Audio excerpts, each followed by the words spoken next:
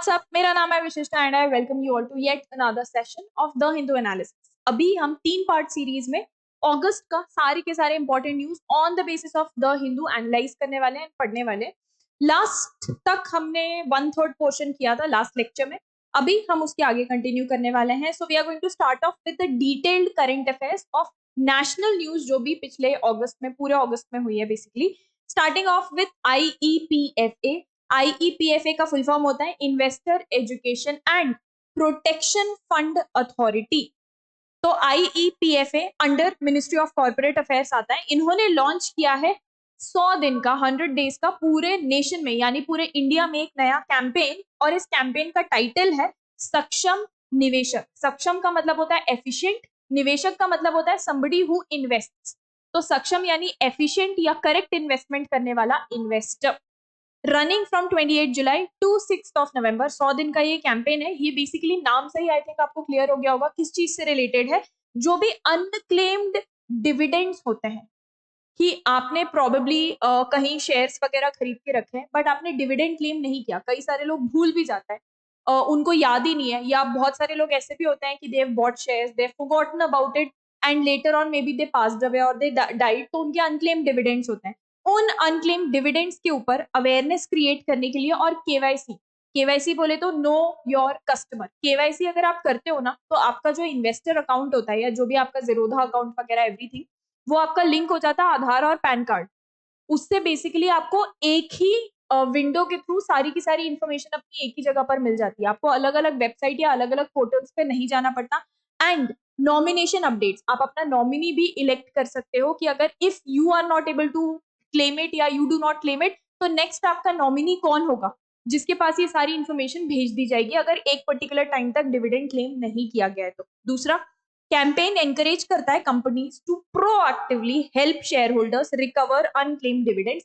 Basically आपके हक का पैसा है, वो आपने क्लेम नहीं किया है, तो कंपनीज को हेल्प करने वाला है ये कैंपेन, ताकि उन इन्वेस्टर्स के कांटेक्ट में जा पाए और उनको बता पाए कि भाई आपके जो डिविडेंड थे, कंपनी का बेसिकली जो प्रॉफिट होता है उसका हिस्सा जिसपे आपका हक है, क्योंकि आप उसके शेयर होल्डर हो, वो अनक्लेम्ड डिविडेंड्स आप तक पहुंचाने के लिए कंपनीज को हेल्प करेगा and avoid the transfer of shares and dividends to IEPFA।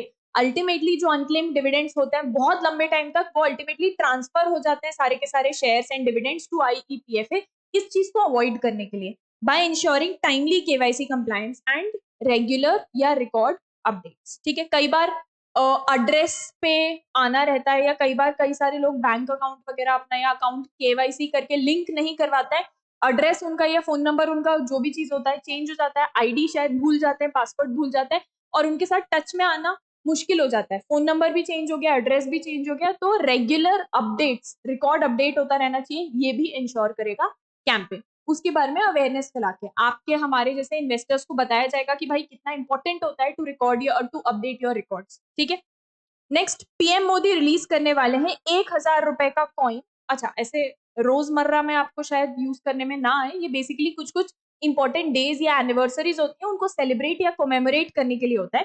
To commemorate the 1000th anniversary of Rajendra Chola, first Chola dynasty के जो थे, उनका नेवी से related expedition. So he is going to release 1000 rupees commemorative coin in Gangaikonda Cholapuram to mark the 1000th anniversary of the naval expedition of King Rajendra Chola the First।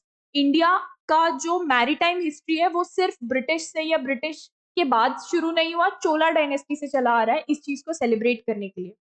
और 1000th anniversary उसकी, मतलब 1000 साल पहले से इंडिया का maritime trade चला आ रहा है, इस चीज को कमेमोरेट करने के लिए सेलिब्रेट किया जा रहा है। Next is the proposal to release the coin was made by Mr. R. Komagan. Mister R. Komagan, ये आपको नाम याद रखना इंपॉर्टेंट है। He was the chairman of this development council trust, जो पूरा चोला डायनेस्टी की जो हिस्ट्री है उसको प्रिजर्व करते हैं और आगे की जनरेशंस में पास ऑन करते हैं। who has also by the way designed the coin। तो ये जो 1000 रुपए का कॉइन रिलीज कर रहे हैं, ये इन्होंने ही डिजाइन किया है। अगेन, आप रोज अपनी ग्रोसरी की दुकान वगैरह में जाओगे, वहां आपको 1000 रुपए का ये कॉइन नहीं देखने मिलेगा, ये म्यूजियम में रखा जाएगा। कई बार इस तरीके की एनिवर्सरीज को सेलिब्रेट करने के लिए कमेमोरेटिव कॉइन्स कहलाते हैं, इनको रिलीज किया जाता है। ठीक है, तो these are not in circulation और released by the RBI, these are to celebrate that anniversary. Coming on to the next important news, union cabinet ने अप्रूव किया है 2000 करोड़ का ग्रांट इन एड। अच्छा, लोन्स और ग्रांट इन एड में difference होता है। लोन्स का मतलब होता है बेसिकली आपको उधार दिया जा रहा है, इंटरेस्ट के साथ आपको बाद में उसको लौटाना है। ग्रांट इन एड आपको लौटाना नहीं होता है, it's kind of a help जो बाद में आपको you don't have to return it. तो कई बार जो हमारी यूनियन गवर्नमेंट होती है वो स्टेट्स को या अलग अलग इंस्टीट्यूट ऑर्गेनाइजेशंस को ग्रांट इन एड देती है। यहाँ पे वैसे ही एक ग्रांट इन एड की बात हो रही है टू द एनसीडीसी। एनसीडीसी का फुल फॉर्म इंपॉर्टेंट है, एनसीडीसी का फुल फॉर्म लिख लें, national cooperative development cooperation, NCDC. क्या करने के लिए 2000 करोड़ रुपए का कॉर्पस दिया गया है? To boost cooperative sector and employment generation. NCDC में कोऑपरेटिव सेक्टर यानी पब्लिक प्राइवेट दोनों की पार्टनरशिप में जो कोऑपरेटिव सेक्टर है उसका उसमें एम्प्लॉयमेंट बूस्ट करने के लिए ये 2000 करोड़ रुपए का कॉर्पस है। तो if we look at the topic at a large, this I will probably put in the grey area. अभी तक जो हमने पढ़ा है उसमें मोस्ट इंपॉर्टेंट टॉपिक जो था वो 1000 रुपए का कॉइन वाला, जो चोला डायनेस्टी को कमेमोरेट करने के लिए रिलीज किया गया था। Next important news is related to Google. Google 51,000 crore रुपए इन्वेस्ट करने वाला है एशिया के लार्जेस्ट डेटा सेंटर में, और ये डेटा सेंटर इनॉग्रेट किया जा रहा है in Visakhapatnam which is in Andhra Pradesh. Very very very very very important news, one of the largest investments any company has ever done in data centres. तो आपसे ये भी पूछा जा सकता है कि एशिया का लार्जेस्ट डेटा सेंटर कहाँ पे इनॉग्रेट हो रहा है? You will be able to answer Visakhapatnam. कौन सी कंपनी यहाँ पे इन्वेस्ट कर रही है? 51,000 करोड़, हो सकता है क्वेश्चन में दिया हो ना भी हुआ, बट आपको कंपनी का नाम पता होना चाहिए। तो Google is going to invest this much amount of corpus. ये जो फैसिलिटी है ये 1 गीगावाट कैपेसिटी होल्ड करने वाली है और एनर्जी प्रोडक्शन या एनर्जी इंफ्रास्ट्रक्चर को सपोर्ट प्रोवाइड करेगी। Out of the total investment यानी 51,000 करोड़ में से 17,000 करोड़ जो होगा वो रिन्यूएबल एनर्जी की डेवलपमेंट की तरफ जाएगा। मैंने आपको पहले समझाया है, रिन्यूएबल एनर्जी होती है, नॉन रिन्यूएबल एनर्जी होती है। धीरे धीरे करके सारी countries are moving towards renewable forms of energy. In case you don't remember, एक बार बहुत छोटे से जीस्ट में समझ लीजिए, 2 तरीके की एनर्जीज होती है, रिन्यूएबल एंड नॉन रिन्यूएबल। ठीक है, अभी आप देखोगे इंडिया का टारगेट है net zero carbon emission achieve करना बाय 2070। इसको अचीव करने के लिए हम ट्राई कर रहे हैं कि हर सेक्टर में, चाहे वो प्राइमरी सेक्टर हो, सेकेंडरी सेक्टर हो या टर्शरी सेक्टर हो, तीनों ही सेक्टर्स में धीरे धीरे करके जो एनर्जी का कंजम्पशन होता है वो एनर्जी रिन्यूएबल फॉर्म की हो। ठीक है, अब आते हैं रिन्यूएबल और नॉन रिन्यूएबल होती क्या है। नॉन रिन्यूएबल एनर्जी मतलब ऐसी सोर्सेस के थ्रू जेनरेट की गई एनर्जी जो खुद को दोबारा रीजेनरेट ना कर पाए। फॉर एग्जाम्पल, अगर आप कोयला को बर्न करके आप एनर्जी प्रोड्यूस कर रहे हो, आप पेट्रोल को बर्न करके या डीजल को बर्न करके एनर्जी प्रोड्यूस कर रहे हो, तो ये सारे जो रिसोर्सेस है ना ये लिमिटेड अमाउंट में अवेलेबल है।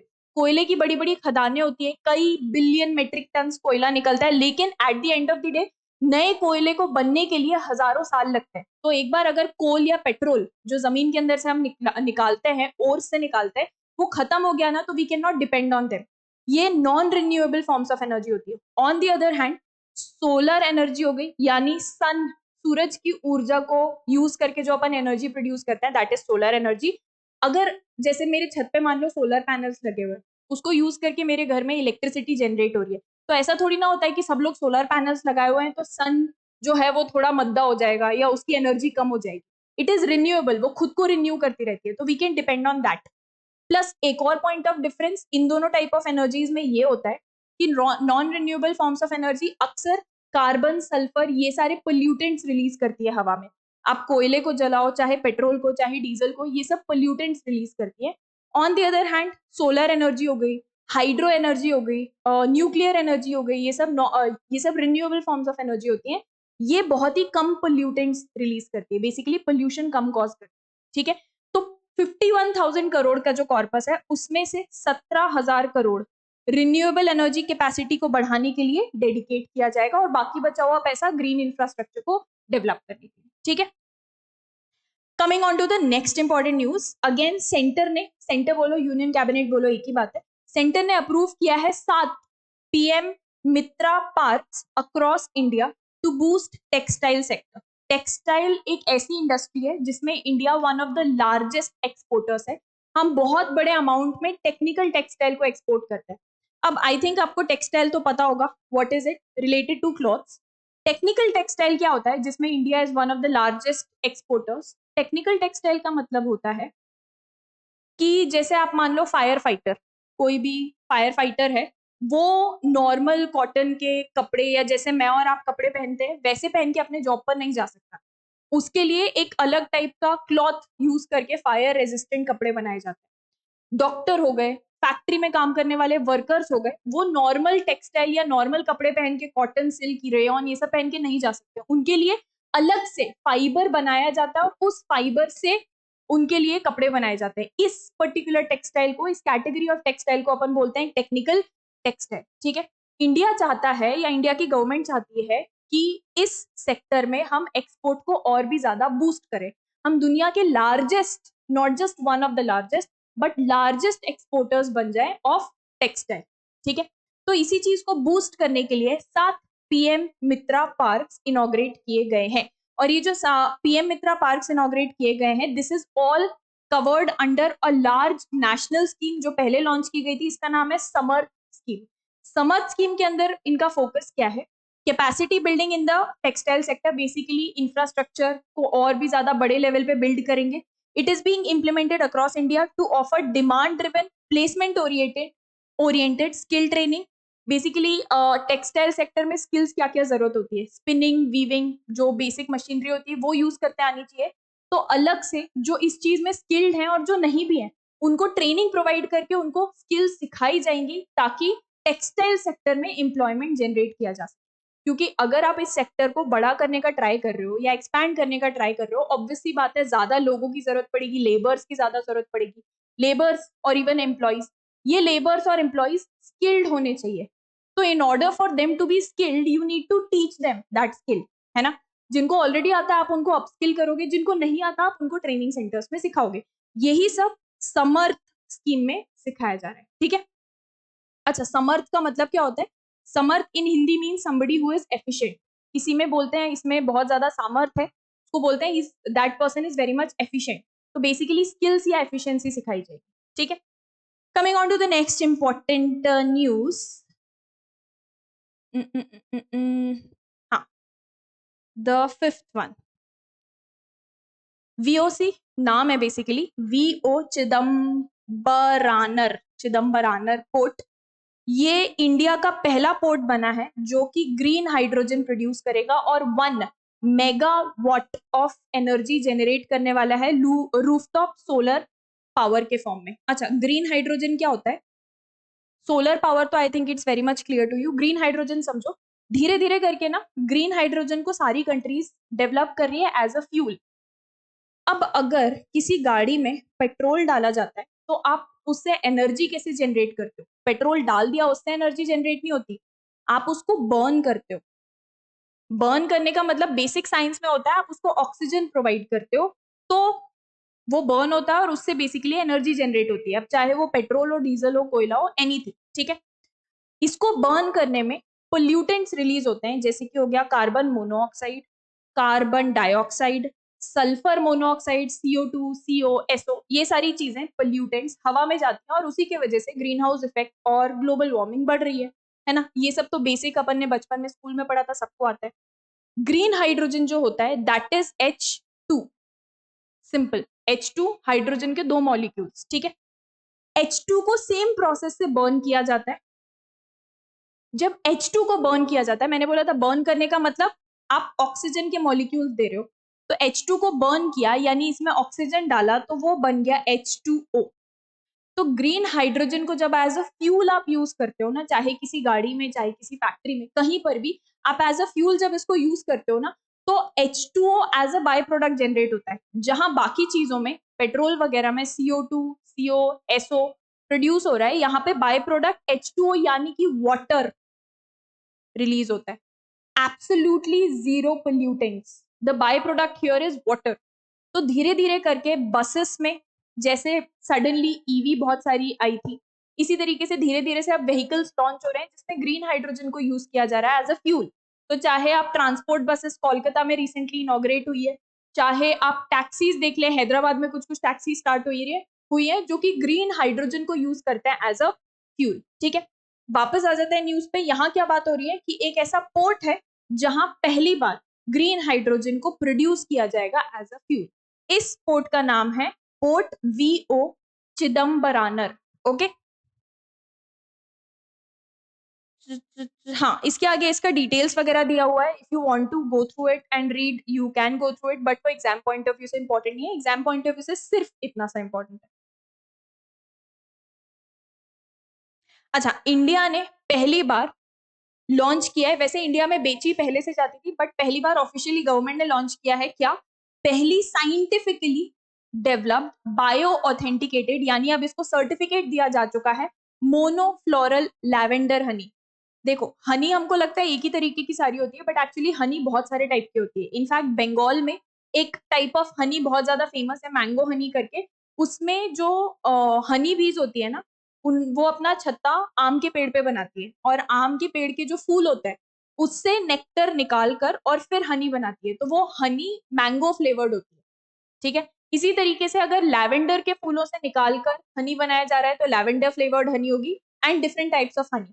तो इंडिया में वेस्ट बंगाल एरिया में खास तौर पे बहुत सारी इस तरीके की हनी बेची जाती है, जिसके ऊपर जीआई टैग भी उन्होंने अचीव कर रखा है, यानी जोग्राफिकल इंडिकेशन टैग। ठीक है, तो यहाँ scientifically bio authenticated monofloral lavender honey एक लैंडमार्क अचीवमेंट है by the CSIR IIM IIM at its Pulwama field, Jammu Kashmir में खास तौर पे ये इंडिया ने officially launch. Simple. Next, Buddha's sacred Piprahwa relics returned to India after 127 years। तो ये उत्तर प्रदेश से ओरिजिनली एक्सट्रैक्ट किए गए थे बुद्धा के रेलिक्स। रेलिक्स मतलब बहुत सारी चीजें, हिस्टोरिकल चीजें, चाहे उनकी राइटिंग्स हो चाहे उनकी टीचिंग हो, बहुत सारी इस तरीके की चीजें एक्सकेवेट की गई थी। 1898 की बात है, और ये बेसिकली ऑक्शन होकर चली गई थी हांगकांग में। फाइनली इसको रिटर्न किया गया है back to the government of India. So the government of India, with the support of International Buddhist Confederation, coordinated with the global Buddhist networks and international missions to halt Sotheby's auction। Basically Hong Kong में इसका further auction हो रहा था, उसको रोककर India में वापस इन relics को लाया गया। Coming on to the next one, chief minister M.K. Stalin, जो कि तमिलनाडु के चीफ मिनिस्टर हैं, इन्होंने इनॉग्रेट किया है VinFast first EV plant in India at Thoothukudi. ठीक है, ये एक जगह है अगेन तमिलनाडु में। इंडिया का पहला फर्स्ट एवर ईवी प्लांट यहाँ इनॉग्रेट किया गया है। सिर्फ आपके लिए नाम याद रखना इंपॉर्टेंट है। पहला बिम्स्टेक का, बिम्स्टेक बोले तो bay of Bengal multi sectoral technical and economic cooperation. ठीक है, हम इंटरनेशनल ऑर्गेनाइजेशंस में पढ़ते हैं। BIMSTEC is an organisation.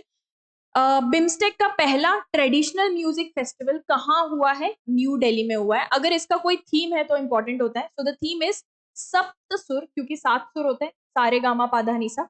सप्त सुर, 7 नेशंस 1 मेलोडी। बिम्स्टेक के जो मेंबर कंट्रीज है वो 7 है। बे ऑफ बंगाल के एडजेसेंट में जितनी भी कंट्रीज है वो सब बिम्स्टेक की मेंबर्स है। 7 कंट्रीज 7 सुर, तो बहुत ही परफेक्ट एकदम यहाँ पर थीम बैठा है।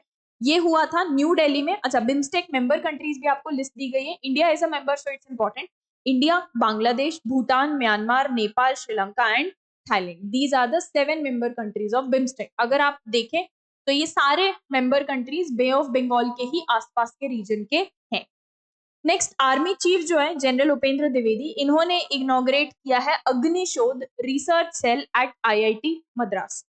अग्निशोध जो रिसर्च सेल है, this is to convert academic research into defence ready technologies aligned with armies 5 pillars of transformation and the vision of स्वदेशीकरण से सशक्तिकरण। स्वदेशीकरण मतलब मेड इन इंडिया, से सशक्तिकरण मतलब किसी को सशक्तिकरण करना, मतलब किसी को एम्पावर करना। तो हम धीरे धीरे करके जब इंडिपेंडेंट बनेंगे उसी से हम एम्पावर होंगे, उसी से इंडिया को एज ए नेशन पावर मिलेगी। दिस वाज द थीम, या this is the vision behind such inauguration. Next important news is, just give me 2 minutes।